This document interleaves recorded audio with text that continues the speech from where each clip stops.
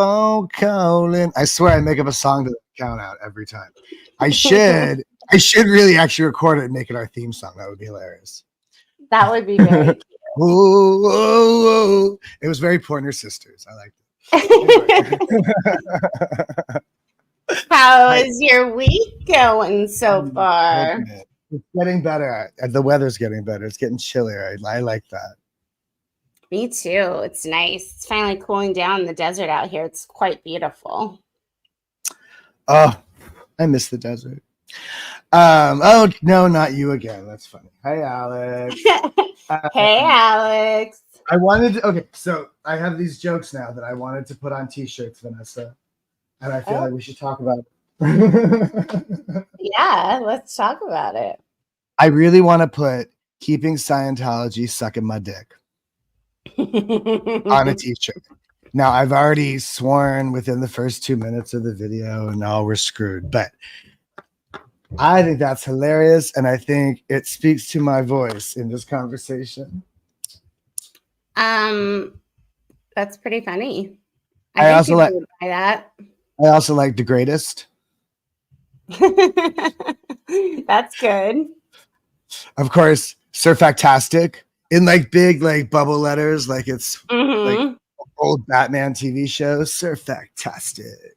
That's what I decided to call our show today, the Ser-Fac-Tastic Hour, which is, for anyone who doesn't know, a Scientology term that means service facsimile, which is when you're doing anything other than you're supposed to be doing, really. Is it service or in the way? Is it service or surface? I thought it was surface facsimile. Service. God damn it! I thought it was surface. Really? Oh, I feel like I've just the whole thing is just unplugged for me. I had an MU. Holy shit! The whole world makes sense now. I had a service. Because you're always freaking surfacking. Well, I'm Ser-Fac-Tastic. I had no idea I was servicing a facsimile. I thought it was a surface. Any other t-shirt ideas you had going? Yeah, I got a whole bunch of these. I want to put all sorts of silly things on the t-shirts. I have a couple here that are not Scientology related. Like, I make content, therefore I am. Oh. And I like it. I hope I don't become a meme today. This one's specific for pitbull owners. This one's specific for pitbull owners. I'm more likely to bite. Oh, I like that. I like that a lot. And my dog thinks I'm a cracker. That's silly. What else do we have here? I don't know. There's a bunch of these. No, I think that's most of them. I keep writing stuff down, keep thinking of things, and then I forget to write things down. All my best ideas are lost on me. Alex said your BTs are more likely to bite. Ooh, I like that, right? I'm covered in body things. I was born in a cult, but it's not my fault, right? Don't blame me. I was born in a cult. I was born in a there's somebody said. Go ahead. Speaking of exciting things happening, my channel, people can now send me super chats. Oh, do I have that? I think I have that too now. Who gets the super chat? I think so. Yeah, I did the thing. It depends on what channel they're watching. So if they're watching on your channel, that's yours. I have to set up membership offers as the next thing. I think I do. Me too. Chats. But then I have to have things to offer people other than nudie pics. Yeah, but sometimes people just want to support you no matter what you offer. If I get out my titties, you think that would help? No. I'm kidding. I was born in a cult, but not yesterday. I was born at night, but not last night. Hey, I was. Oh no, Alex says it doesn't give him the option to super chat. That's annoying. I thought. Oh wait, okay. He says yes, it does. See, Alex is Mr. Misinformation, man. Yay! Yeah, I'm excited. That's a whole new era for my channel. It all makes sense. It all makes sense now. Yeah, I can't wait till you can make merch. You're going to be on fire. No, I have all sorts of. I've been saying I'm going to put that on a T-shirt for years. I think I'm actually going to do it now. About the stuff, Scientology and S&D. Well, I got to put keeping. And then Scientology kills. We got to do a Scientology kills. It's ridiculous that there isn't already Scientology Kills t-shirts. That's Can we make Scientology obvious. chats? Can we make Scientology Kills super chats? Yeah, right. I just want to make sure that people know. Well, because of the psychiatry kills. Because back when we were kids, everybody was sporting that T-shirt that said "Psychiatry Kills," and we thought they did. If you Google "Psychiatry Kills," I'm sure you could see a picture of the T-shirt. It looks insane. It looks no, it doesn't. It looks perfectly pleasant. Like they always make everything look perfectly pleasant and fine. They're always trying to make little children wearing "Psychiatry Kills" T-shirts. I'm sure it was a funny sight. They're always trying to. Oh God, yeah, right. They're always trying to make it seem reasonable. The unreasonableness. So they put those T-shirts on nice, quiet, polite children like you. I also used to run in the Say No to Drugs race, so I had that T-shirt on as well. The way to happiness. Suck the way to happiness. Mm-hmm. Well, that was fun, that stream we did with Poe.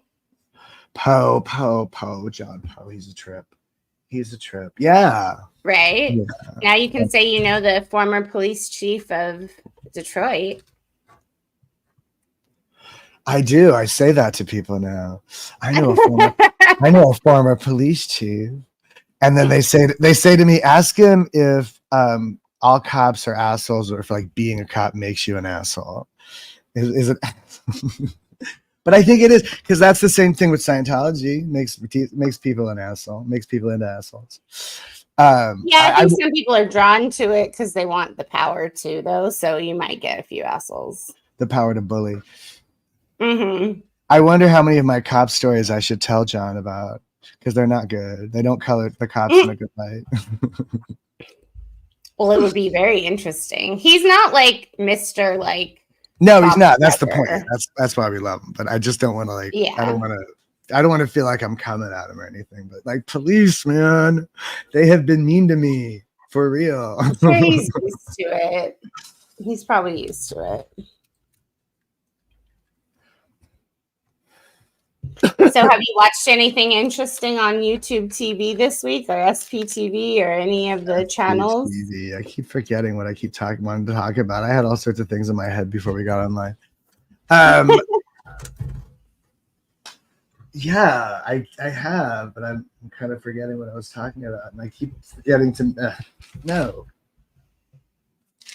I've been watching more of the political stuff, I guess. I'm caught up in the Kamala Harris conversation, and I'm just hoping Donald Trump goes away. Even when he loses, he's still going to be this kind of ranty old man in the background forever.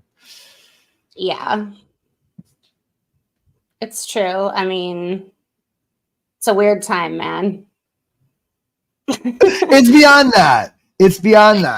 You know, like I don't know. I think it's weirder than normal. People want to say that. People want to minimalize it. But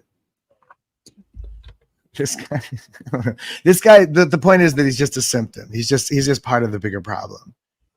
Yeah, for sure. You know, I was ranting about it the other day, the way that everything now is enemies. And the way they talk about the crisis of the border, the way they talk about the border, it's an invasion. And if you look at the word invasion, by definition, that's an enemy. And I don't, they're not enemies, but everybody's an enemy. And they don't know how to yeah. I don't know. He has that quality of turning everything into us versus them, Well, no, but I mean, we were already doing that. That was already happening, and he just came in and became a ringleader for it. Do you know what I'm saying? I don't think he didn't invent it or nothing.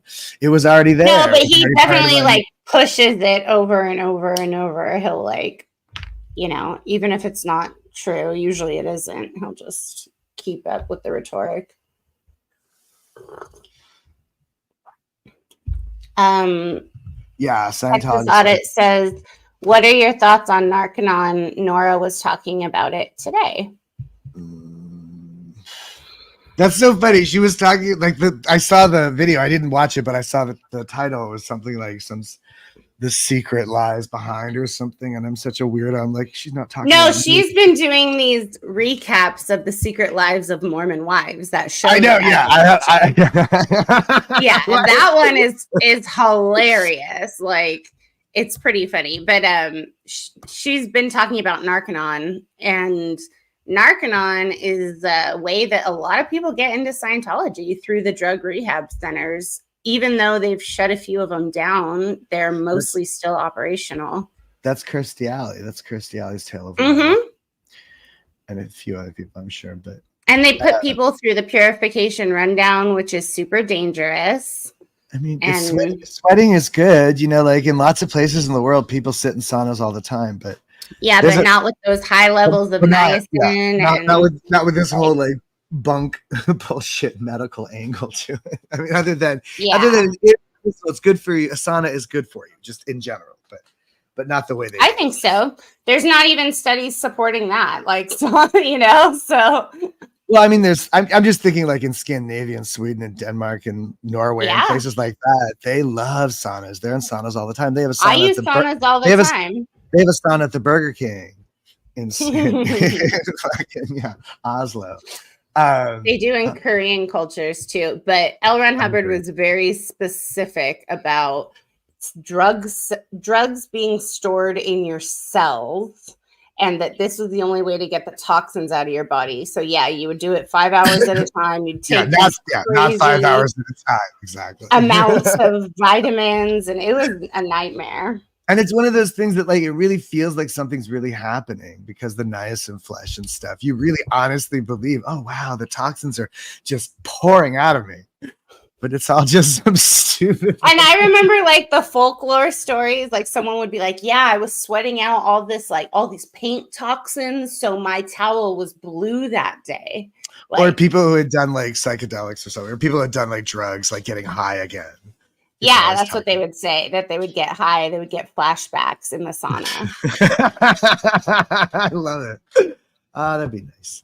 That would be nice. I mean, word of mouth is always, you know, that's how folklore is in all religions. People just pass on these crazy stories. Well, that's part of the gimmick, is like everybody in there is trying to convince themselves that it's real. So they got to convince everybody outside. Look how good this is. That was the thing I think that I struggled the most with, was like the hard sell, the constant hard sell. It's so good. It's better than ice cream. Yeah. All right. Whatever. I'll stick with the 50s little 25-cent cones. Thank you. Alex, I'm very offended by this. I would like to be your favorite sauna buddy, not Theo Bill, but I see what's happening here.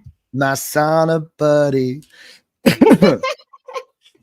Oh my goodness. Yeah, you would do it with a twin. You did your Purif with a twin, so you did have a sauna buddy, and you had to work out a shit ton every day. You had to do like an hour of cardio. Yeah, there's a lot of treadmills. Mm-hmm. Or you could run outside in the rose garden around the building. Dance with the bees. Mm-hmm. The guy who did the most drugs created a program. Yeah, exactly. He would know, right? He would know. First-hand experience. He knows exactly what they all do. That's why he did or didn't want us to do them. Don't take the good drugs. They might, they might help you. They might have you open your mind a little, and being open-minded was labeled bad, Yeah, I keep thinking about that, about how like we just weren't even allowed to talk about it, and how like that for me is what I love the most about it, is being able to talk about it and hearing people talk about it and just talk about like what they really believe and what they really think and what they really thought in those times when they pretended that they believed in it, or they pretended that it meant something. But that's part of what I would say qualifies it as not a religion, is that you can't talk about it. Religions have conversations, theologies, they have debates about what things mean. Or even just it's the fact that it's toxic. I mean, you don't want to talk about beyond that. I know, whatever. It's a whole, it's layers of things, but I'm just saying on this surface argument of even calling it a religion. There's like, people who do have secretive religious ceremonies, I think maybe in different, people do, but it's not like you're gonna be stalked by a criminal organization if you find out. Wouldn't that be the great? consequences are real. Well, according to Dan Brown, there's some Catholic Secret Service assassin hunters in the world. That's in a movie. I'm just saying. Oh, that's a bad movie. a movie.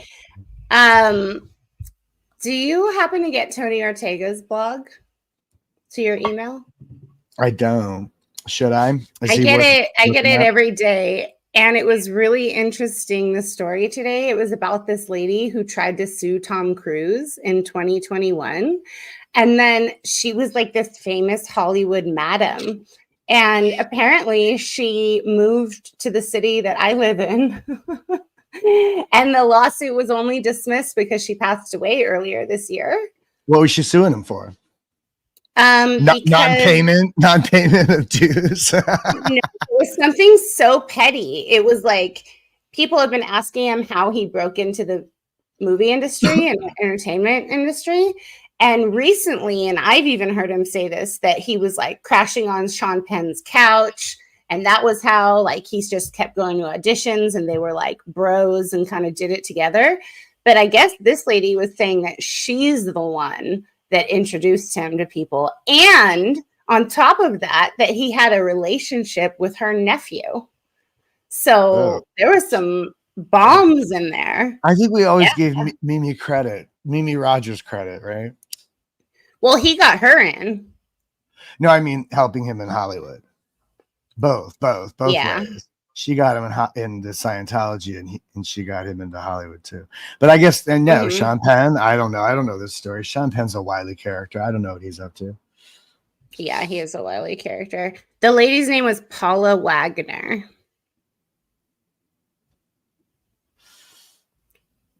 No, I love it, and I love how people are constant. Because he sued a bunch of people years ago for claiming he was a homosexual.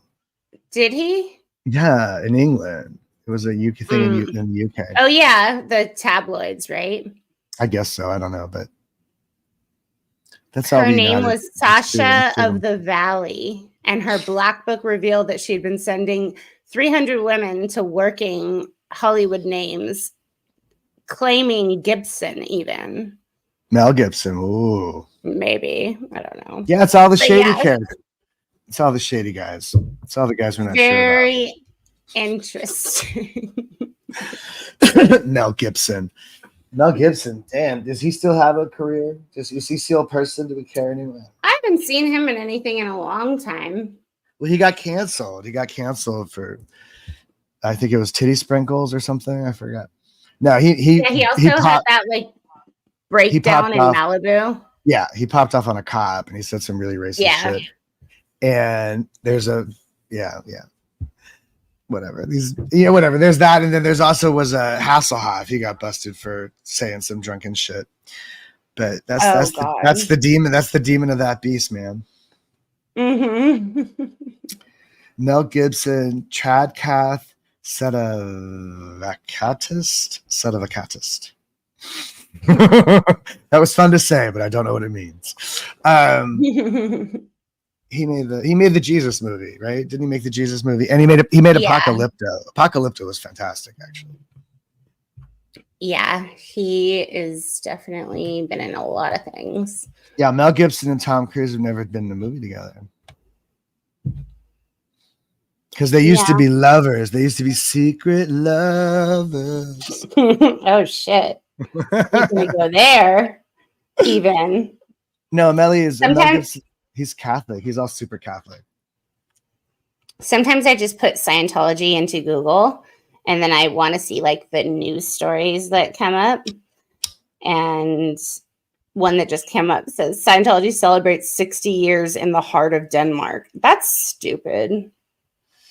I thought they were protesting them in Denmark. That's probably why. I thought so too. Maybe that's why they have this story. They're trying to like have a PR angle on it. Oh yeah, Tom Travolta and John Cruise have never done a movie together. What's that all about? That's true. They've never worked together. I wonder why. Apparently, they don't like each other either. I don't think Tom Cruise likes anyone. Except your boy, Miscavige. I don't know. That thing is weird.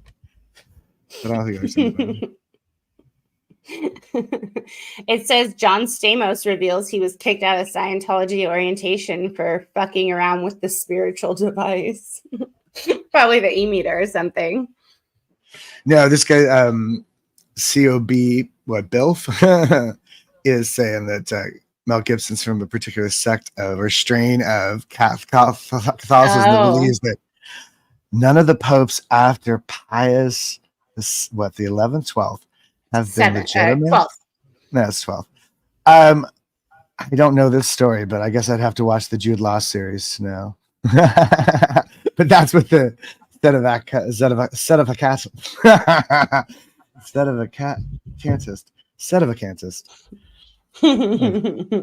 Oy vey, I say to this Catholicism. So Poe invited us to do this weekly thing. Are you considering doing it? No, I'm never talking to him again. I don't know. I feel like I just feel like just doing this as much as I can. I guess I'm just gonna. Yeah, of course I'm gonna do it. But you can't make it on Friday, is that right? No, I can't make it on Fridays, and I'm. Well, that's why I'm asking you. That's why I'm asking you. What should I say to John? No, I think you should do as much talking as you want because honestly, this grad school stuff has me like up to here. So maybe he's a good venue for you to be able to talk to too. Like goddamn overachiever. I know, but you just don't want to talk to this week. You just don't want to talk. We're talking about income disparagement, and it's like such a heavy topic. I still have to watch like 3 documentaries on it tonight. It's just jacked. Like, no, that's one of those things that's fucked up because perception. Like the notion is there should be some, there should be a low, middle, and upper class, but most people don't understand that the graph is like. So off the charts, it's ridiculous. And our discussion question this week is what makes rich people rich and what makes poor people poor. And we have to cite all these educational articles and stuff. So that's cool. The creation of scarcity. Just cite me, Vanessa. I know all the answers. Daniel Mustard says. This is scarcity, the invention of the myth of scarcity. Yeah, it's true. That's a big one. And like the conservative notion of infinite system, like the notion of trickle down could work in an infinite system, but it's not an infinite system, it's a finite system. So the more you take in one space, the less there is to go around. It doesn't trickle down. Or even if it does, it doesn't. It just allows. But what we see in the practice of such things is that the visual of the tier of the champagne glasses, right? You fill the top glass and it pours over to the lower glasses.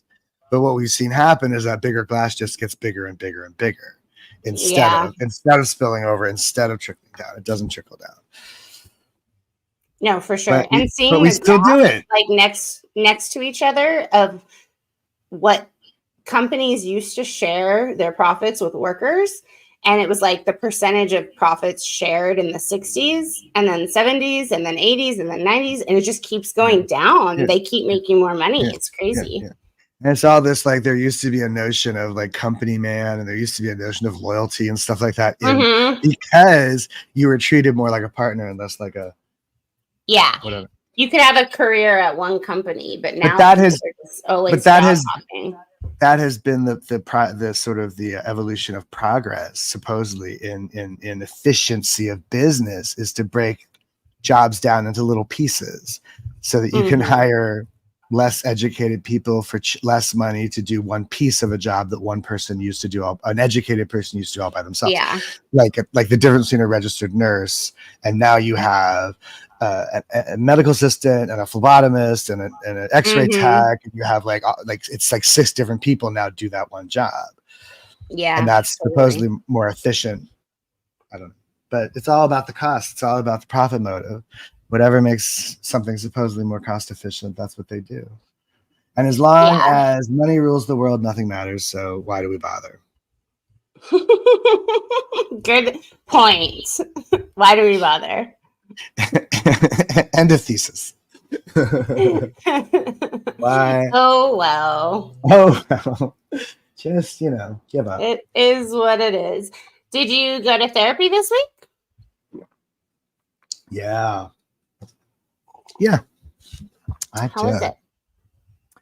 Oh, it's fantastic. Oh, it's fine. It's good. It's therapy. It's not blowing my mind, but at the moment, but it's good. No, we were talking about, I don't want to tell the story. It's embarrassing, but it's too late for that, right? But in this neighborhood, there's some I get some shade. I get some shit in this neighborhood. People don't like me, and because I'm weird. And there's some homophobia as well, and that's what happened. Some woman called me a faggot on my own block last week. God. Because I don't even know if it's true. I don't know if she's making it up or what, but it didn't happen. Once again, she's yelling at me about something she says her kid. Oh, you told this story about at the park with the dog. No, this is a completely different thing. Oh. This is a woman from this block. Oh. She doesn't live in the building, but I think her brother does or something. I don't know. But this block it's a cul-de-sac. It's a dead end. So it's just kind of this spot where people hang out a lot. So it's not necessarily people from the building. It's people from the building. It's people from the block. It's a few other people from the neighborhood at large. So it's kind of a mix, but it's all, just bored people hanging out mostly. And there's sometimes some drinking and a lot of shit talking. They love talking shit, and I'm weird. And so I get a lot of shit talked about me. Anyway, so whatever. Her kid said something happened that didn't happen, and I'm like, that's And I said to her, that's a homophobic projection, because she's assuming there's some gay shit going on because there's a gay person in the room, but there was nothing going on. She, whatever. They're making it up. But the point is, then she's calling me a faggot to my face. And she was trying to provoke me. She was trying to get me to say something unforgivable or put my hands on her or something. She kept reaching in her pocket like she had mace or a weapon or something that she was going to like I was a threat to her somehow. The whole time I'm trying to walk away from it. I'm like, you guys just hang out on this block. You're bored out of your fucking gourds and you talk your mad shit and you actually believe it. They're like a bunch of incels.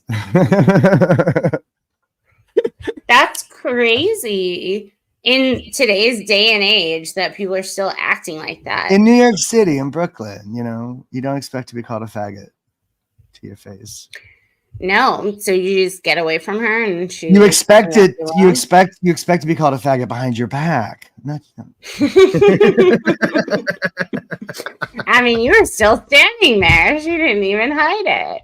She didn't even wait till I walked away. I'm sure she said a lot more once I walked away. She's what a rude lady. It was just so weird. No, I mean, whatever. What's weird about it to me is that she wasn't even asking. My kid said something. Is that true? She just assumed it was true. And I honestly think she made it up, but I don't think she even has a kid, but we'll see. Anyway, there's no inquiry. There's no what's up? It's just this immediately she's yelling at me about it. And I'm like, what the fuck? That didn't even what are you talking about? You're just assuming that because I'm gay. So you assume there's crazy sex romps going on all the time. Look, I'm not the one with 2,000 bottles of fucking baby oil. It ain't me. It's shitty. There's no sex going on. But that's what they're insisting. They're insisting that it's all crazy sex romps, and her poor innocent children have to hear this. Have to be exposed in the same way that trans or drag shows are automatically sexualized by people who don't like that. We just think that, and even though yes, some drag shows are sexual, not every person in drag is doing a sex gag. Yeah, for sure. But anyway, there's a lot of haters out there. That's the projection. It's fear. It's not even hate, that one. It's just fear. People are afraid of their own. People are afraid of their own gayness and their own feminities. So funny. JD Vance recently called himself his wife's wife. He said, the greatest honor of my life has been other than being wife to this lovely woman. That's funny. Freud, table for two. That cracks me up so hard because Wow. I have because I think he's queer. I think he's a repressed gay guy, and I think he's actually like checking off the and something like that. Just like that's an example of his internalized homophobia of himself. His whatever he referred to himself as the wife. That's gender something. You know what I mean? So funny. Yeah, totally a Freudian slip. JD Vance in the suit. That's in drag. That's the drag. That's the drag show of it all. That's the drag show. And he can't even say nothing about this guy. Where is he? North Carolina. This guy in North Carolina is addicted to porn, is what it sounds like. It sounds like he was addicted to porn, and then he found God, and now he's all crazy, holy man, and he hates trannies, although he still likes tranny porn. So I don't know, whatever that's all about. Some people are hard to figure out. Well, it's just the hypocrisy. It's the the doing one thing and being another, or saying one thing, being another, and then just totally trying to defend it. Like he's trying to act like it never happened. But there's all this evidence. There's all this, it's him. They know it's him. It's easy. It's not easy, but it is possible to figure out who people are even online. Mm-hmm. And then JD Vance actually said, "I'll wait for it to play out in the court of public opinion," which is basically him saying, whatever they decide, I'll then pretend to agree with. Mm-hmm. That's bizarre. And this is what I think is so funny about him, is he's not as good at this as Donald Trump. He's trying, but he keeps telling on himself.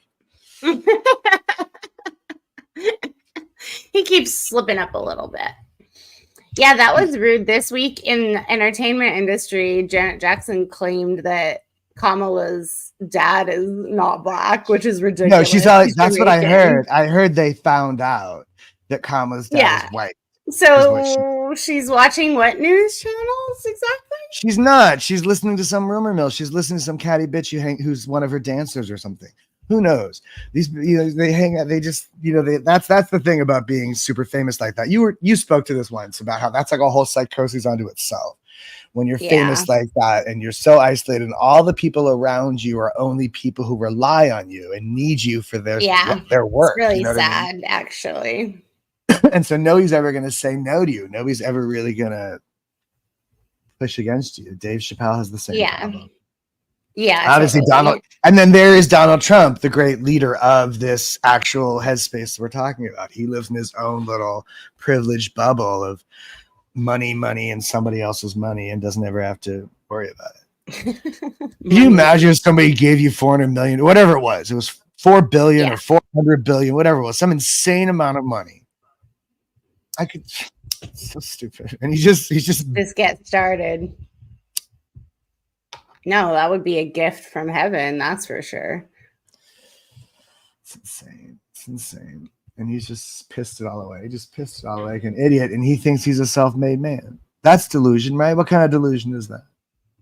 I mean, look at all the fucking money that Scientologists spend.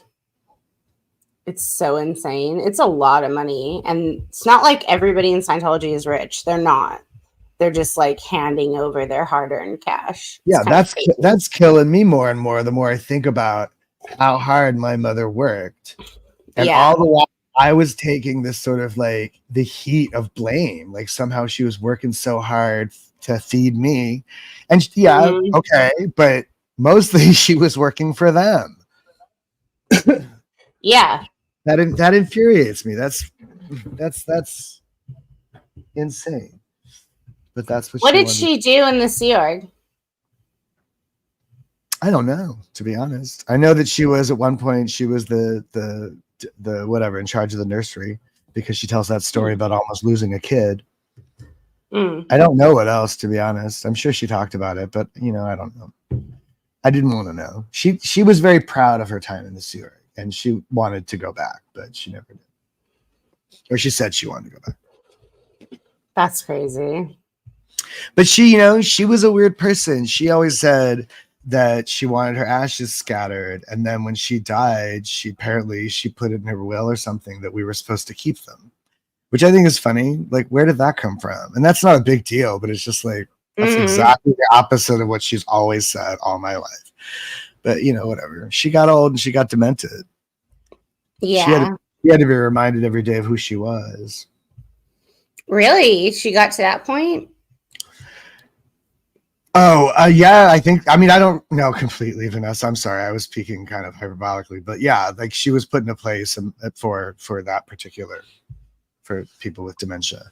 So, that's so hard. You know, but like my friend, well, not really my friend, but somebody I used to know, she used to say of her father that he went the same way, that he was the only one who was lucky enough not to have to remember what an asshole he was. You know, it's you know, you want to have sympathy for her because it's sad and it's scary. It is scary the way that, you know, I've seen the way, not her person, but I've seen that. You know, it's very scared. They get very scared. But yeah, I don't know, man. I don't, you know, Ronald Reagan, he lost his fucking shit too. Yeah. No, it definitely happens. I feel bad for all the Sea Org people who have aged out, who are like in those homes now. That must be super crazy. Well, we don't take care of elderly people in this country very well across the board. And the really sick part about Sea Org people is that they spent their life making no money. So even whatever Social Security they get, it's going to be the lowest. You know, they're going to get the least possible care, and there was no opportunity for them to make their own money so that they could have a better retirement. That's supposed to be apparently that's supposed to be the goal, is that you learn how to do something so you can make enough money so you can have money to retire. I didn't know that that's what people do, but apparently that's what people do. That's the dream. I thought we were supposed to clear the planet and then money wouldn't matter anymore. That's true. We are so theta, our money doesn't matter in a cleared planet. The most ethical group on the planet. But then they are kind of conspiracy theorists about like financial things too. Like a lot of them are into like these financial people who say like what's supposed to go up in the stock market. Like, you know, Scientologists can always turn a quick buck because they're trying to get money to the church. Well, yeah, there was always the pyramid schemes, yeah, the Herbalife stuff. Yeah, Scientologists were always into the scams, always into the get quick rich schemes. Yeah. There was a lot of selling paintings by roadsides. Selling paintings, exactly. Anything. Jewelry at Costco. I did the paintings by the roadside. I sold churros at the Rose Bowl. You sold churros at the Rose Bowl? Wow. And I saw Pink Floyd, so you know. That's cool. That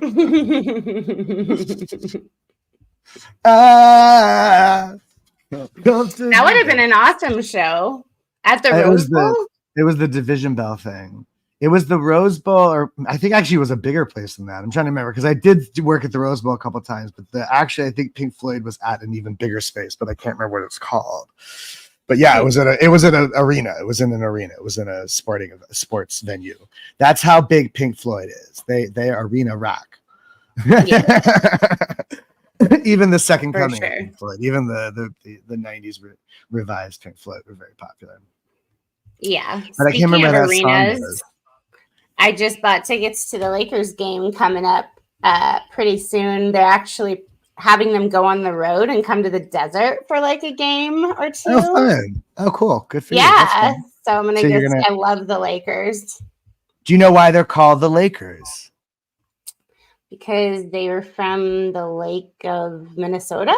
Yeah, they're from Minnesota. Originally? Exactly. Yeah. Originally from Minnesota. No, I've heard people talk shit about this. Like, why are they called the Lakers? Because there aren't really many lakes in California or Los Angeles. But sports teams move. And originally they were from Minnesota, the land of 1,000 lakes. Also, what was the other one? Oh, this right here. Can you see that? Yeah, the bear. That is the bear from the California state flag. I can see it. And people say that, like, why is there a bear on the California state flag? Do you know? because we used to have a lot of bears before we made them go extinct, right? California used to be bear country. Have we already talked about this from this? No, I had to take a class called California Culture, and I had to learn all about California and LA. And these are things really I hear like short-sighted people go, talk shit about. The bear is there because it used to be bear country. And the California grizzly bear, which I'm pretty sure is extinct because we killed them all. And it used to be an occupation. A bear hunter used to be an occupation. And Davy Crockett, who went on to be an American senator, that was what he started out as was a bear hunter. And that's how he got famous as Davy Crockett, king of the wild frontier. But Disney replaced his bearskin cap with a coonskin cap to gentrify him. But it was actually a bearskin cap. We have a bear at my work right now. I work in the mountains, and we have a bear. Like one of my coworkers was taking a bear. No, he was taking the trash, and he was very terrified when he came across a bear. And apparently, so we have to do trash and twos now and stuff at night because the bear is there, and it knows that there's food in the trash. Blah blah blah. But apparently where I work is kind of like a place where people drop off unruly bears, like quite a few miles away, and then they end up wandering into our little town. Oh, wow. That's weird. So people are actually like relocating. I was about to say, why are there bears in the desert? There shouldn't be bears. Yeah, they like relocate them all to some kind of mountain situation, and then the bad bears come over. They come down the mountain to go, hey, human garbage, yummy, yummy. That's how we domesticated wolves into dogs. They came for our garbage and they stayed for the love. Yes. I sure love dogs. I know that. I do too. I'm obsessed. I'm obsessed with my dog anyway. But that's just what I don't even know what that is. Where is she? Oh, she's passed out. Good girl. She's figured out to sleep through these. She gets really annoyed when I'm talking on this, and she'll go and mess with stuff. But right now she's asleep. Oh yeah. She's like, Dad, pay attention. She hates it when I don't pay her attention. The world is run by anxious dogs. Mm-hmm. It's time. This is interesting. You find that Mormons get scammed by pyramid schemes too. The excessive trust mixed with Christianity that is okay with wealth, not pious poverty. Yeah. Yeah, I really have a problem with how did American Christians flip that? Like they actually they actually now identify God's approval with wealth. Like it's so bizarre to me because it says right there, no, that's not good. But they're materialistic. And it's all money grabbing. Like there was some preacher who had like not just 1, 2, 3, but wanted a 4th private jet. And Joel Osteen is most famous for me as being the worst perpetrator. Oh, totally. And it's just, and they're milking the gullibility of the Christian thing. Like, trust me, I'm Christian, you're Christian, we all believe in this thing.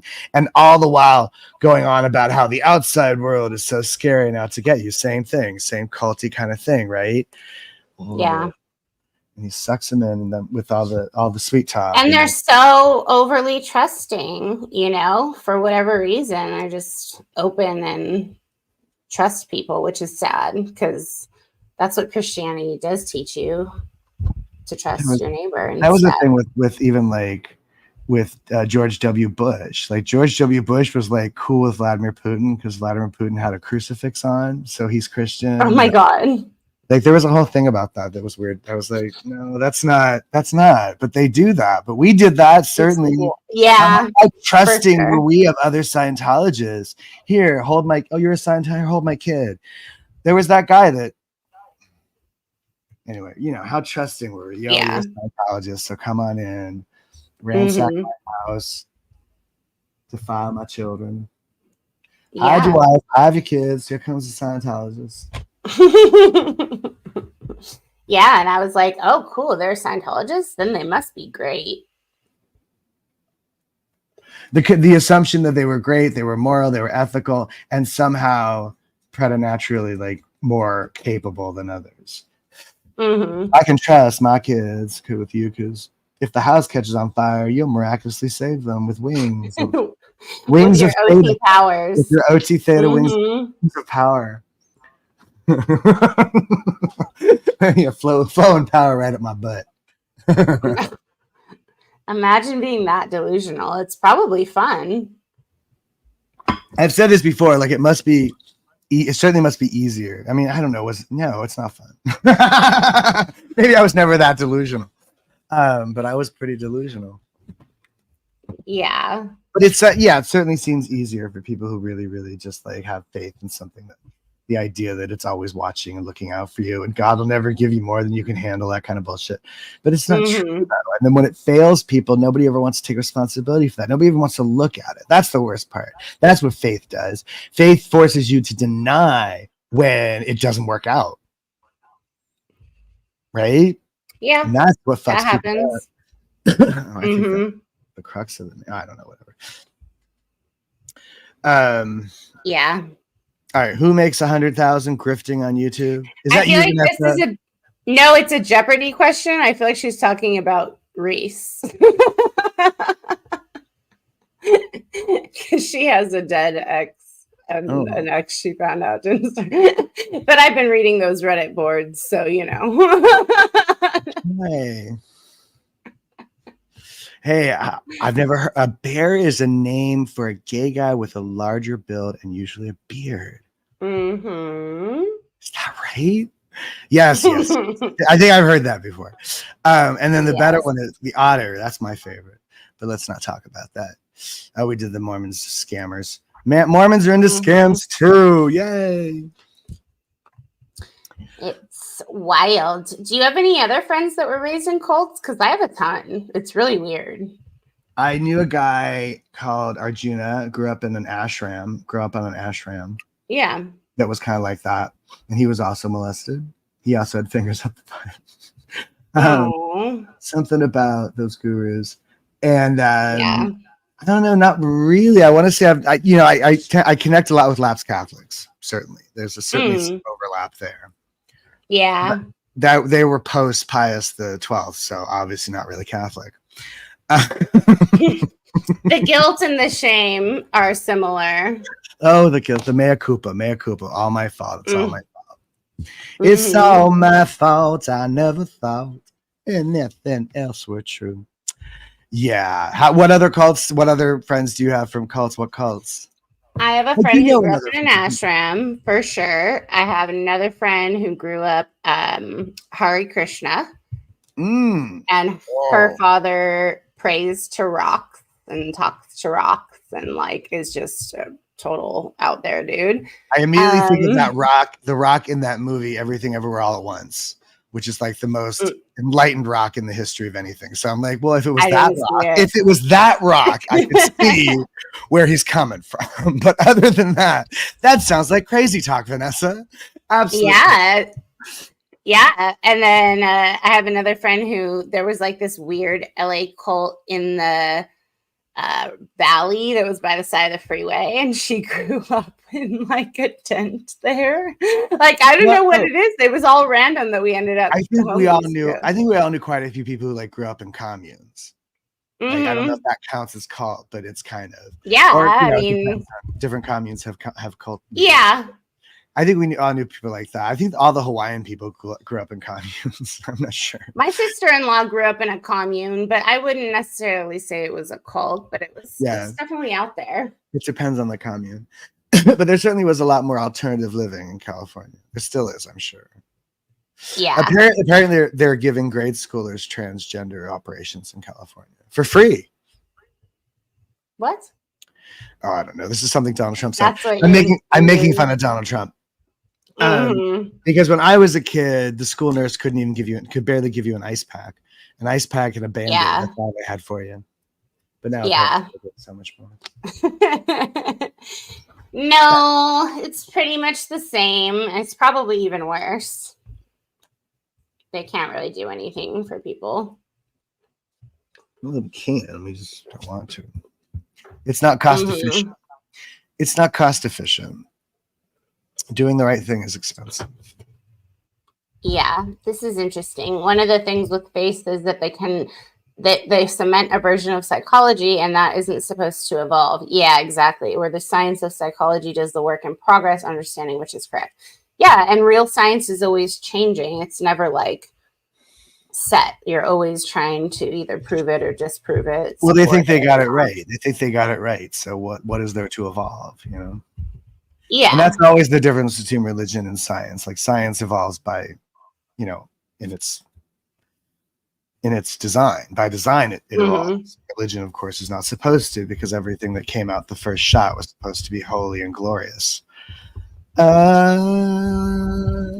Just like when it came out of LRH's mouth. Well, that's the difference. That's what I like about Buddha is that when the Dalai Lama was asked if science contradicted Islam, or rather Buddhism, he said, well, then Buddhism would have to change. You know what I mean? Like he said, if you could prove it, then we'll have that conversation. But you know, I'm waiting. But I like that. That's the point of it. It should, you know, if you can't, you know, if it doesn't do you any good, you know, throw it away. Oh, that's funny. I think that was an accidental segue. To your song or what? Yeah. I knew it. If it don't do you any good. What is today's song called? It's called Baby Blue. It's called Baby Blue. All right. Well, let's get ready for it. We're going to do the song. All right. Sorry about this, folks. They make me do it. They make me. I make him. What were you saying? Oh, I said I make you. Oh, yes. She's wicked taskmaster, this one. Yeah, the trauma dominatrix. She's the ethics officer. Yes, call me an ethics officer. Call me sir. Okay, have fun.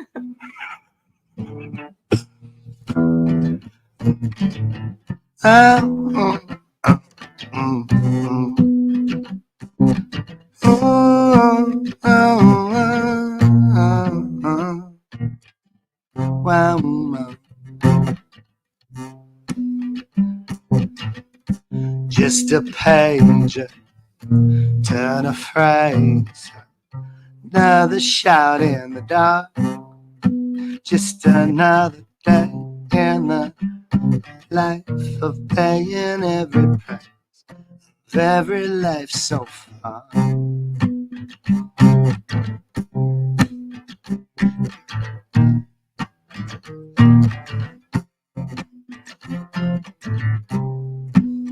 What a fool making up the rules still. Always caught off guard. No cheaper thrill than rolling down the hill, winding right back where you start. With the moon and me, we might have stayed here forever, waiting for the sun to return. Here was something there besides another piece of blue sky. And if it don't do you any good, tear it out, throw it down. And if it don't do you any good, what's the use hanging round? And if it don't do you any good, hear the voice of your sound. And if it don't do you any good, but to keep baby blue, even now.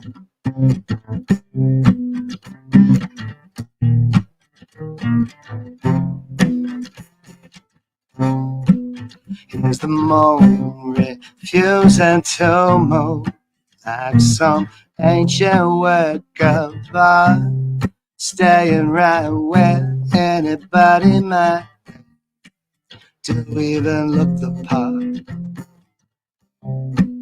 When the stars can't see, even when enough together, even to remind On every ocean's divide, need to decide. 'Cause if it don't do you any good, what's the use in hanging around? And if it don't do you any good, tear it down, throw it out. And if it don't do you any good, hear the voice of your own doubt. And if it don't do you any good, but to keep baby blue even now. Na na na na na na na na na na na na na. Oh, oh, oh, oh. But the moon and me, you know, we might have stayed right here forever,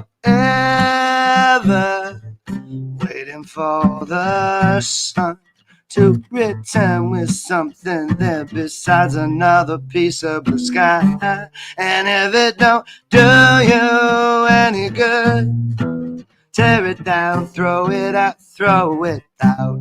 And if it don't do you any good, what's the use in hanging around? And if it don't do you any good, hear the voice of your own doubt. If it don't do you any good, but to keep baby blue even now.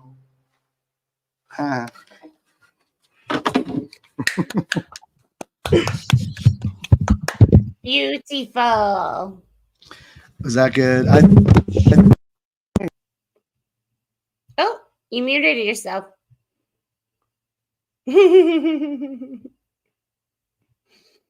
Still on mute. Let's see. I can unmute you, I think.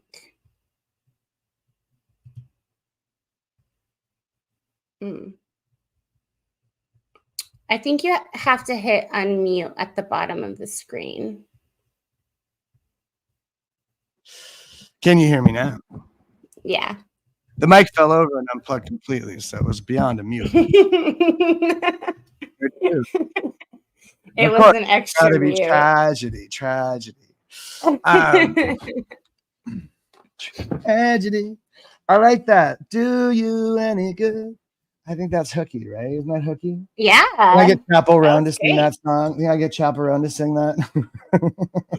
You won't commit to a candidate, but maybe she'll sing my song. No. that's the goal, is to try to sell these songs to pop stars. Oh, that's cool. Like a songwriting gig. Well, Linda Perry, you know Linda Perry, she was in a band called Four Non Blondes, and she wrote that What's Going On? What's Going On?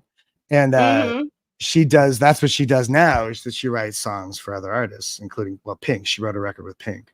But she wrote the Christina Aguilera song, I'm beautiful no matter what you say. Words can't bring me down. I should do a cover of that. Yeah, that would be nice. Elvis Costello already does a great cover of it, though. But it's a fantastic song, you know. And what was I saying about Christina Aguilera? Oh, Linda Perry. Yeah, Linda Perry is just a hero of mine, and she's married to what's her name from Roseanne and the Connors. There's two of them. There's Melissa Gilbert. There's Melissa Gilbert, and there's a sister, and I can't remember which is which, but the younger of the two, who carried on the Connors TV show after Roseanne Barr got canceled.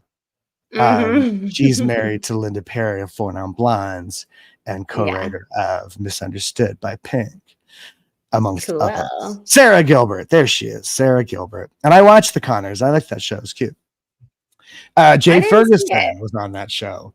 And Jay Ferguson was actually we went to high school together, technically, but he was on a TV show called Evening Shade with Burt Reynolds. So he was just enrolled. He never actually came to school, but every once in a while he did. There are a few of these celebrities that used to show up at our high school every once in a At while. Hollywood High. Yeah, the world famous Hollywood High School. I'm sorry, yes, I went to the world famous Hollywood High School in the heart of Hollywood, right behind Jimmy Kimmel's studio, where Jimmy Kimmel shoots his show. Every once in a while, you'll see there's a high school behind that studio, and that's the high school I went to. For real. It's growing up in LA. No, I know. There was a stabbing at the In-N-Out next to it just this week. There wasn't an In-N-Out there when I was going to high school. Damn it, I'd be so much fatter if there were. There was an Arby's. There was an Arby's across the street. Is the Arby's is still, it's there, but they closed down and now they're doing like pop-up restaurants out of the Arby's because they don't want that sign to go down. Oh, they're trying to preserve the signs because the Arby's are going out of business. But they knocked down the building that the old spaghetti factory was in. That's completely gone. Oh, yeah, I know. Sad. It's apartments now. I think I know what is probably the In-N-Out because it was a Rally Burgers or a Carl's Jr. Oh. And it was just a drive-through, right? It was just a drive-through. I have a funny little story about that drive-through. Right before I came out to New York, when I was still in LA, and I was I was in the middle of a nervous breakdown, and I was just as one does. I was just staying at home, and I was surviving mostly on weed and vitamin water. And every once in a while, I'd venture up to the Carl's Jr. to get some meat. And I was up there one day, and this is like when I really grew my beard out, and this is when I was really like fucked up, but it doesn't matter. But I walked up there one day, and I looked like a bum. I wasn't even a bum yet, but I already looked like one. And I ordered my food, and you order like in the one window, and then you go across the driveway, and then you pick up on the other window, right? And so I ordered my food, and then I go over to the other side, and there's a gentleman standing there waiting for his food. And he's an African-American gentleman dressed in a particular way that was particular to the time, which is a three-piece suit, like jacket, vest, tie, fedora, wind-kick shoes, and everything's in a slightly different shade of blue. Nice. Do you know what I mean? Like the whole outfit is blue, but every piece is a different shade of blue. Monochromatic. And it's it's a great look. And I'm there looking, admiring him. We say, have a little nod. How you doing, man? How you doing? You look good. Thank you very much. And then the kid in the window brings up the food, it's a lot of food. He puts up this big giant, obviously he's getting food for a bunch of people that got a party going on somewhere. And the guy, the black man, steps up to take his food, and the kid in the window pulls it back and then looks to me to verify that it's his food and not mine. And not only is it his food, he's been waiting, but look at this man. He's dressed like $1 million. You think he's going to try to steal some fucking Carl's Jr.? Are you fucking kidding me? Stupid. Anyway, there we go. There's some. That's ridiculous. Is that white privilege? The kid's looking at me like I know better who ordered what. I'm like, are you kidding me? I'm starving and poor. I'll steal his food. Are you kidding? And he's looking at me. What city were you in? That's what you're talking about, which is probably the In-N-Out. Oh, at that Carl's Jr.? Yeah, it was that spot. I think the Carl's Jr. is still there, actually. It's on Sunset, yeah. Yeah, Sunset and is that Highland? Yeah, it's that weird one that has like 2 lanes, or it used to have the 2 lanes. Right, it's just the drive-through. It's built like a Rally Burger. It was supposed to be a Rally, because Rally Burger and Carl's Jr. are the same, but we have Carl's Jr. on the West Coast. They have Rally Burger or Checker Burger out here on the East Coast, but it's the same company, the same food. And that's what that's supposed to be. It's supposed to be just a drive-through. There's no indoor seating, right? It's just a drive-through. It's just supposed to be traffic. Yeah. And the Rally Burger is motor themed. That's the actually. I think the one you're talking about turned into a Chick-fil-A. Because that's what's right there. Oh, okay. I don't know. I just figured that would work for it. Because In-N-Outs are often drive-through. Right? I don't know. Right by Hollywood High, Kevin Hart opened up this dope ass drive-through called Hart House, and it's vegan. And they just shut down out of nowhere. It was so good. You could drive through and everything is vegetarian or vegan. It was so bomb. I've always wondered, why don't they have more of those? Is Kevin Hart into vegan? No, that needs rebranding. Vegan stuff needs rebranding, because when vegan stuff first started coming around, it wasn't very good. It's a lot better now. And what I always resented about vegan food or vegetarian food was it was always trying to pass as something, like pretend to be pork, pretend to be beef. And I feel like it's gotten over that. Like it's not really pretending to be anything now. It's like, this is the vegan food. It's different than the other food.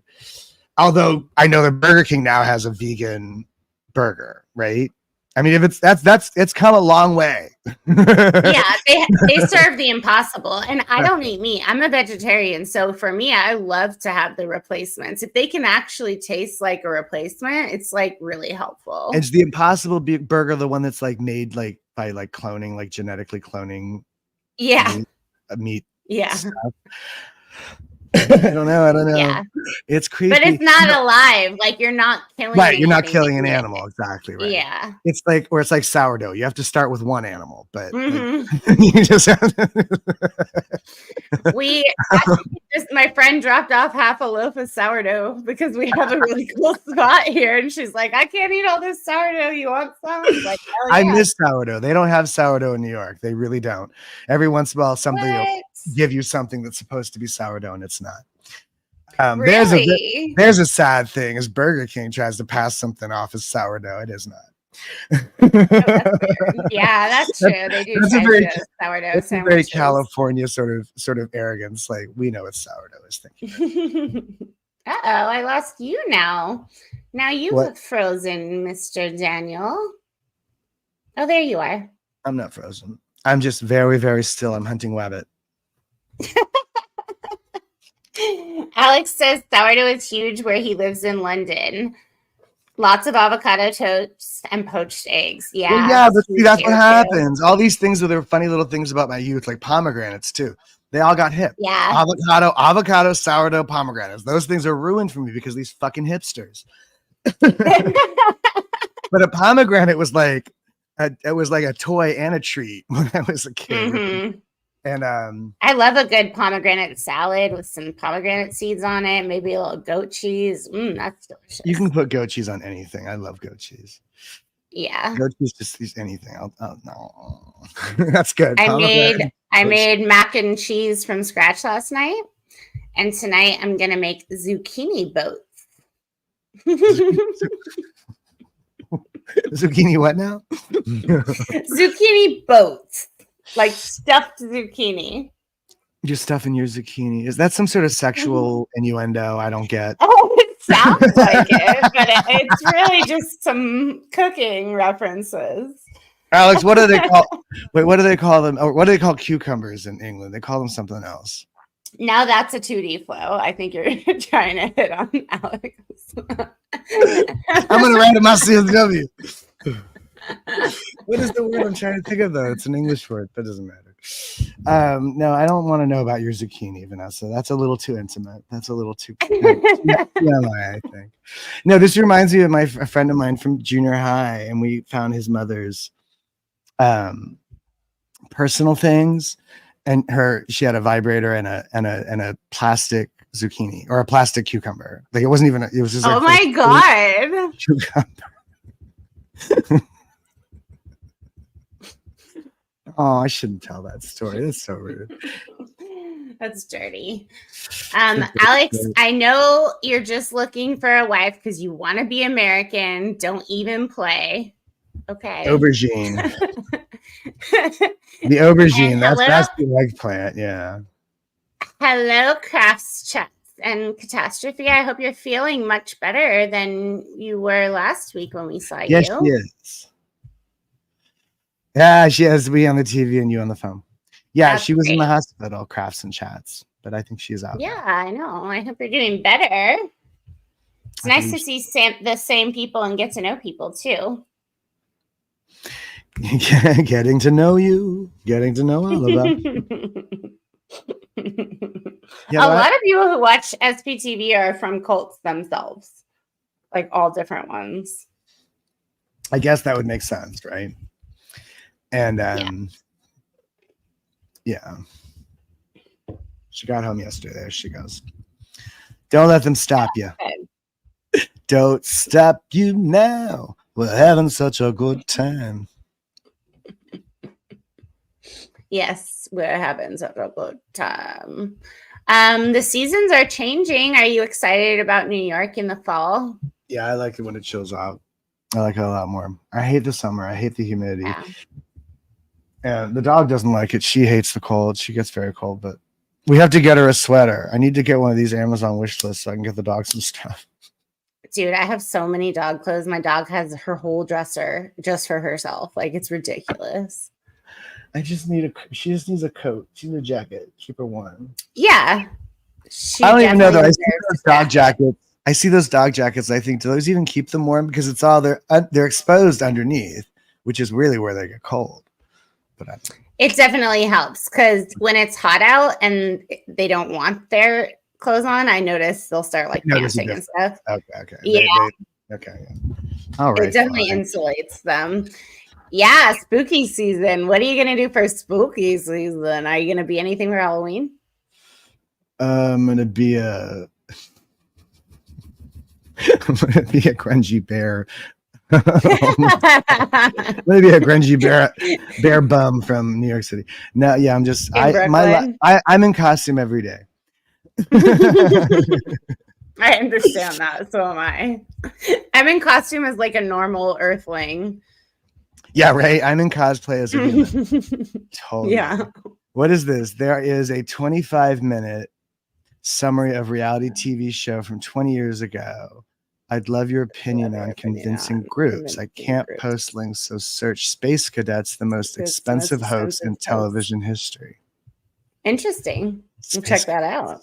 We'll check that out. And we'll get back to you in 20 minutes. No, I'm kidding. He said it was 20 minutes. I've lost my page. I'm on the wrong page now. Can you see me? Oh, there we go. Yeah, I can see you. You're still being filmed. Oh, no, just open a bunch of windows. Darn it. Because I'll forget that. Space Cadets. Yeah, the most expensive hoax in television history. Have you ever seen the documentaries about like the what is the cult where they were going to go off in the robot or with the UFO, but it was the guys with the tennis shoes. The guys with the tennis shoes. Yeah. Dude, that documentary is crazy. Heaven's Gate. Heaven's Gate. Watching them be so elated that they were going to die and go on. Those people, level. You talk about delusion. You talk about and those were like, and a lot of those people read like, the people that just don't understand being human. So they were like, I think those were autistic people who were like, I don't like being a person either. So let's not do that. Let's go be an alien. I'm like, I'm not kidding. When I was in high school, everybody was obsessed with getting abducted by aliens. It was like, we'd rather get abducted by aliens or turned into a vampire than keep living as humans. Mm-hmm. Plus, someone gives you some thick ass Nike Cortezes and tells you to put them on. Like, and you get some killer shoes out of the deal. Fuck yeah. Oh my god! And that guy, he had the crazy Xenu eyes, the leader of their little. Marshall Applebaum. Oh, he's wild.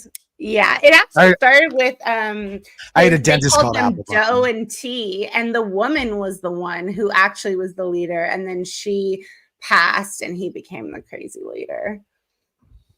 Yeah, Star Trek, very Star Trek. They were super Trekkies. But that's what Trekkies are. That's where we used to spot Asperger's back in the day before we knew how to spot it. Applewhite. Okay. I was like, I had a dentist called Applewhite. Oh, Applewhite, yeah. But Applewhite. Marshall Of course, it was Applewhite. Mm-hmm. I see what you're going for, Marshall. There's still people who maintain that website and consider themselves part of Heaven's Gate. Like, it's still around. I'm so sorry for them. I'm so sorry for their loss. Pretty nutty. Yeah. I mean, and imagine the parents. Like, your kid just goes to California and joins up with some weird cult. Like, it definitely could have been a Scientologist. It was so similar. Like, the look they have in their eyes are like cracked out Scientologists who just have like huge auditing wins. Oh no. You got frozen again. There you are. Oh, there I am. All right, you're back, but you're back. I hear you now. Right, we shouldn't make fun of them. What were you saying about the Heaven's Gate?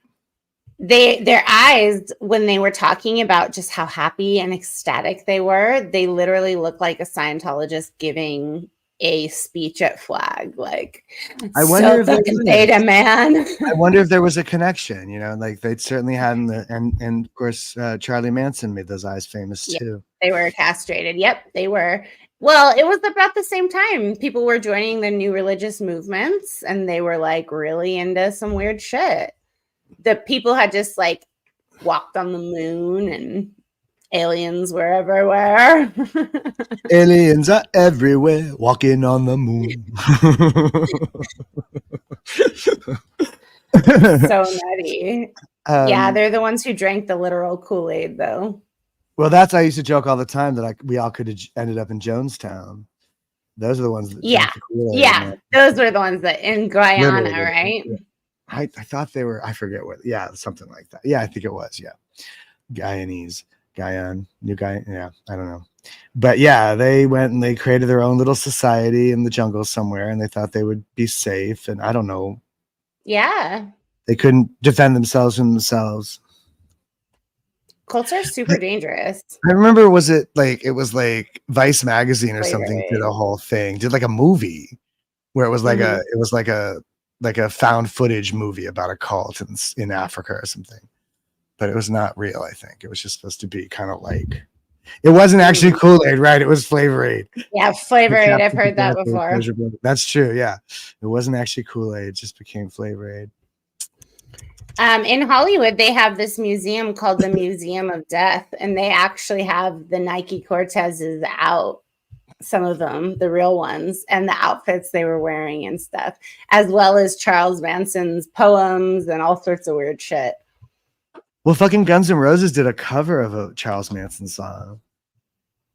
Of course they did. That's silly. And as they were slipping out of relevance, they were like, let's do something weird. So they did. I think I'll be this too, Alex. He says, this year for Halloween, I thought I might cosplay as somebody who is mentally stable and has no issues or red flags, just because I thought it'd be fun to experience that for a day. You know what? I think that's a great idea. I might try that too. I did that in the 3rd grade. I'm not kidding. Like, that's how fucking weird I was. That in the 3rd grade, I dressed up like a normal person, like a man with, like, I had like a briefcase and a tie and this whole thing. Oh my God, like a businessman? My costume, my costume was normal man because I wanted to know what that was. No, that's crazy, Vanessa. That's fucking insane. That's not cool. Maybe that's I'll fucking just lunatic. be a normal girl for Halloween. Apostle Alex is trying to get codependent with you. What? Matching costumes. That's the first step. Codependency is the first step to codependency. We'll both act like normal people from across the pond. How about that? That would be really great. Can you dress like a normal person, Apostle Alex? I always think of English people as being normal. Yeah, me too. I think of them as being normal as well, except for that they do love their tea. Oh, that's normal. That's what's wrong with Americans. We drink coffee. We definitely do. I don't drink coffee. I take tea, my dear. This has been Sting. That's like the 3rd Sting reference I've thrown out there so far. You're on a Sting day, huh? I'm an illegal alien. I'm an Englishman in New York. Do you ever do karaoke? Yeah. I bet you're good at it. No, I hate karaoke. Alex worked for Sting. I saw Sting. I didn't meet him or nothing, but I saw him in New York City, and he had these 2 just gorgeous women on each arm, one on each arm, and he was just strutting. Oh, that's cool. He was just feeling it. He was like, I'm a rock star. I was like, yes, you are. Yeah, for sure. Sting is definitely a rock star. Is that right? They drank coffee first. We know it's funny. I watched a really long 8-hour documentary about coffee once, and coffee's been around for a long time. It's very ancient. A lot of people have been drinking coffee for a long time. Mm-hmm. It's originally Ethiopian, I believe. I just met a roaster who gave me some beans that I'm going to try out. He roasts out here in the desert. Is that what the hipsters are doing now, making their own coffee? Last time I checked, they were brewing their own beers in the basement. And now that was like a decade or two ago. Oh my now God, they're on coffee beans. So uncool. I'm so falling behind now. It's uncool. When are hipsters going to make their own chocolate? I'm sure they have. They did make their own sourdough. That was a thing. I did know that happened. Yeah. Oh, yeah. That's the thing. That was during the pandemic. It was like really popping, the sourdough. He's still mad about the tea we wasted in Boston Harbor. Well, you should. Sorry about that. No taxation without representation, motherfucker. Yeah. Your little King Chuck was being a crazy person. Yeah. Have you been to Boston? It's really dope. I'm supposed to go to Boston. I don't want to go to Boston. Don't go back to Boston again. I'm sure it's super cool. All that history, right? Yeah. The buildings are so old. Like everything here was built in the 1900s, but they were settled there way before. Oh, yeah. I've been to some of those ancient cemeteries that they have here in New York. But even our ancient is nothing compared to what they got in England. In Europe, everything's much older. Much older. Yeah, that's true. But New England. It's such a joke even as we talk about New England, right? Because there's lots of really old stuff in New England certainly compared to California. Oh, for sure. Yeah. But, it's still not even that old compared to some of the real ancient shit. I want to go see some of that druid shit. That's some ancient shit. Yeah. We went to, and I say me and my dog, we took a boat from Boston over to Salem, Massachusetts, and they have a graveyard of all the old deaths and witches and things. And there was one from the 1600s, and it said she was not oppressed to death. That was the method of death. There was a movie. There's a guy, he does these weird movies where he's like, there's the witch or something, and it was like recreating like that time in a very, very like detailed way. And there's a guy who's just like, they pile rocks on top of him until he just suffocates or dies from being. Yeah, like he was stoned to death. No, he wasn't even stoned. Stones like when people chuck stones at you. They just kept laying heavier and heavier stones on top of them until the weight finally killed him. I think that might be what it is, being pressed to death. No, it's it's insane how crazy and superstitious they were. They were so afraid of whatever, the devil and evil forces, demonic forces. Yeah. And now we are the demonic forces. Yes. Did you read about that woman who used the suicide pod? I believe it was in Denmark, and she was a US woman. And now there's a whole investigation. Wait. What is a suicide pod? So it's like is this like fast food Jack Kevorkian?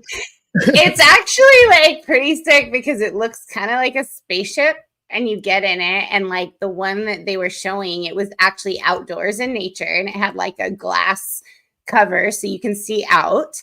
But the whole law there, like you can have assisted suicide, like that's fine, especially if you have like a chronic illness or something, right? Like this woman had chronic pain for years. And so, but you have to be, she decided she wanted to go. So it's turned into like unaliving tourism, right? So like they're just visiting for that, and they have to be the one to push the button. Oh, the Christians are losing their minds over this, aren't they? Oh, totally. Oh my God, that's so funny. Yeah, it's pretty next level though. It's a little, I don't know. It seems like, yeah, and as long you have to push the button or something. How does the pod actually do you in? Is it suffocating? Is it gas? Seconds later, you're suffocated to death. All the oxygen leaves. But you can look at the trees. Yeah.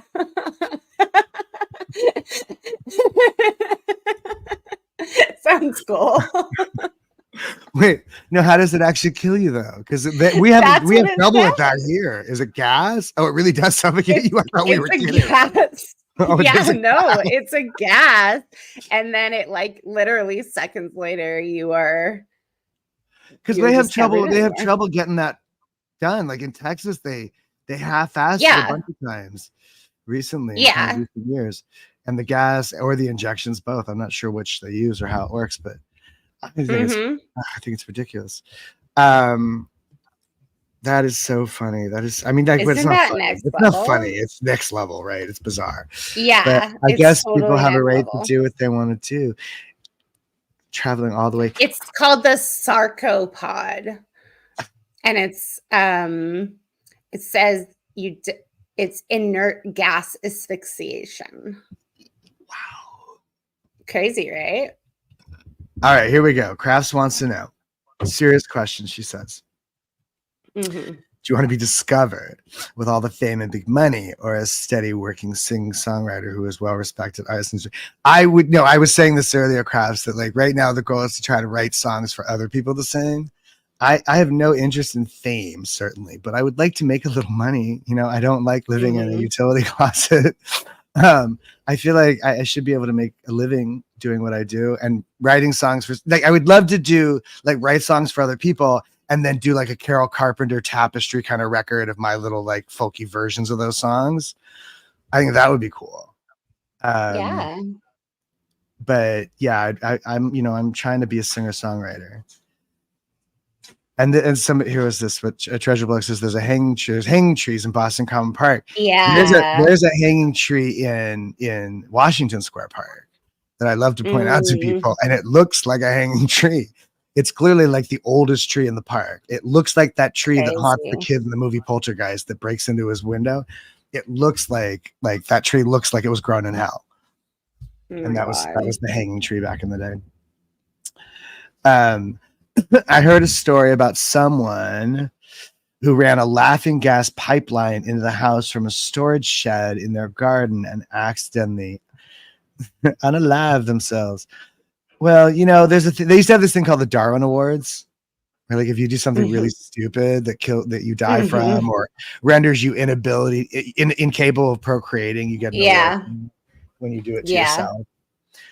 Like there was a guy who put bullets in the car to replace the spark plugs or something, ended up shooting himself in the dick. Oh my God. Yes, it is the northwest corner of Washington Square Park. That is correct. Treasure Block. Oh, that's funny. That's wild. You guys know the same trees.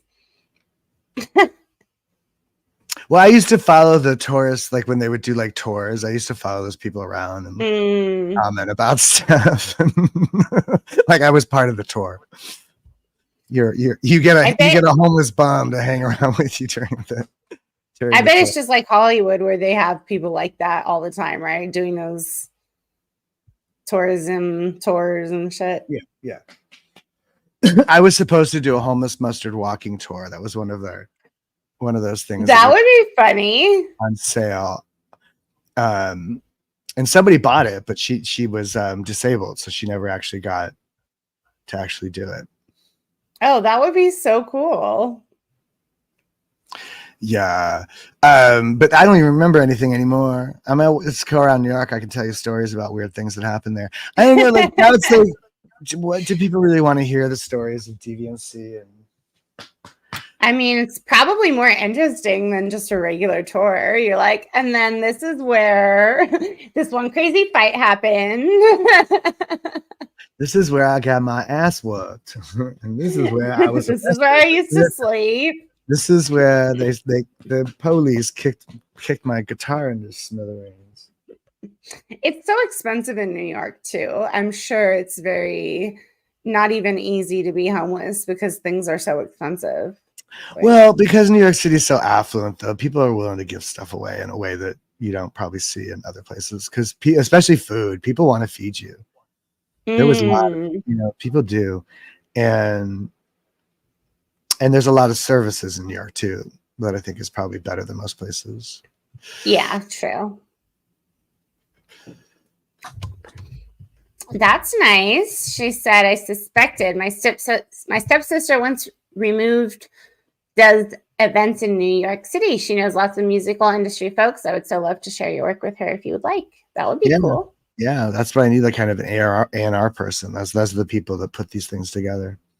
You know, my ex-boyfriend does A&R in New York. I should introduce you guys. Oh, there you go. Or like I was talking about Linda Perry. There's another guy, the guy that was in a band called New Radicals in the 90s.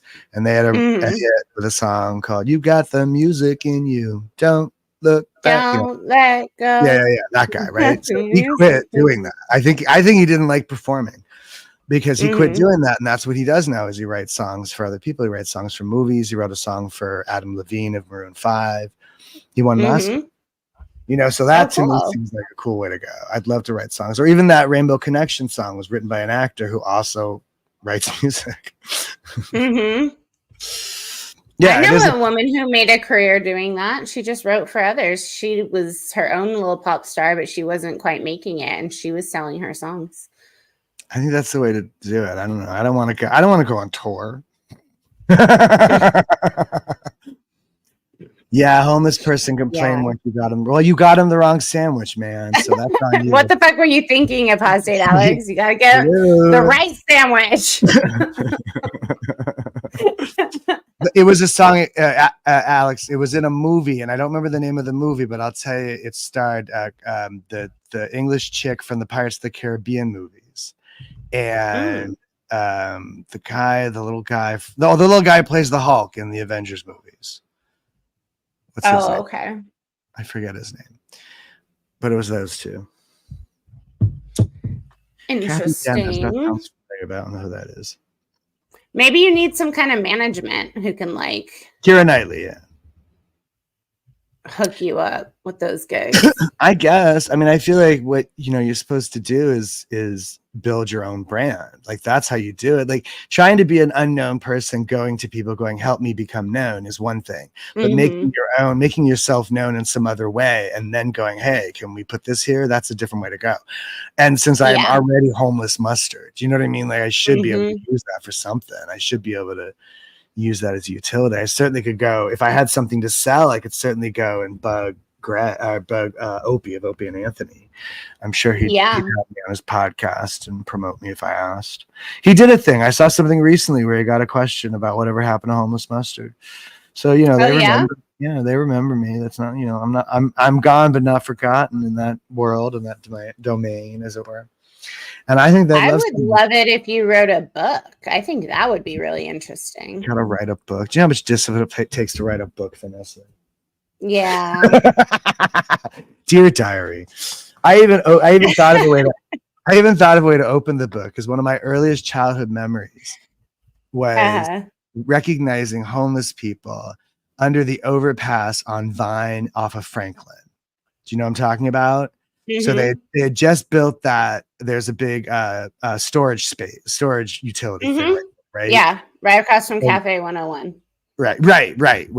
So over on Vine, and you go down that block, and there's a church at the end of that block. But most of that area, there's no houses or whatever. So it was always a spot where homeless people went. And I think probably it was ghetto down there. I remember that. And I remember walking down that block with my mother when I was a very small child. And all I understood was that I didn't understand homelessness, but I understood that they slept outside because of the cardboard and stuff, right? The way they were set up. And I was like, and that seemed really intriguing to me. I like that idea.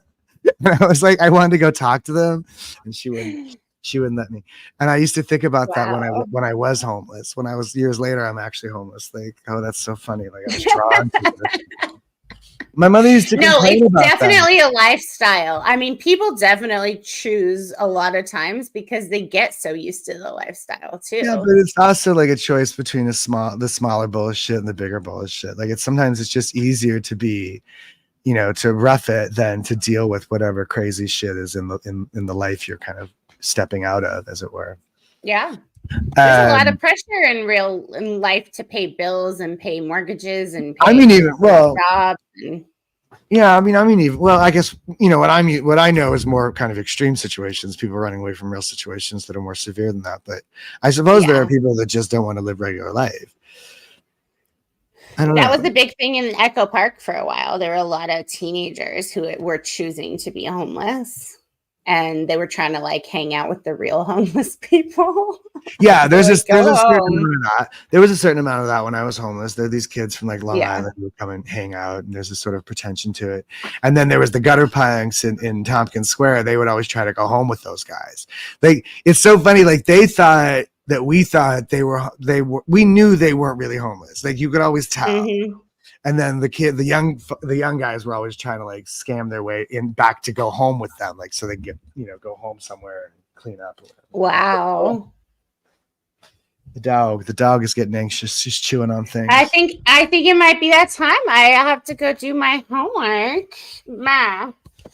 He says, wait, Alex gets the last word here, I think, right? But it's like petty criminals. Often people steal just so they go to prison because they get approved. Yeah. No, it's true, though. That happens in California all the time. Because we don't have like enough homeless shelters and stuff. A lot of people want to go to jail just for literally a place to sleep for the night. And like some people go back to jail for the sex. Not for nothing. That's a thing too. I don't know. As I understand it, all the jails are so overcrowded now anyway that I don't even think that's a Kurt Vonnegut story too, where the world is so overpopulated that prison is the only place that's safe anymore.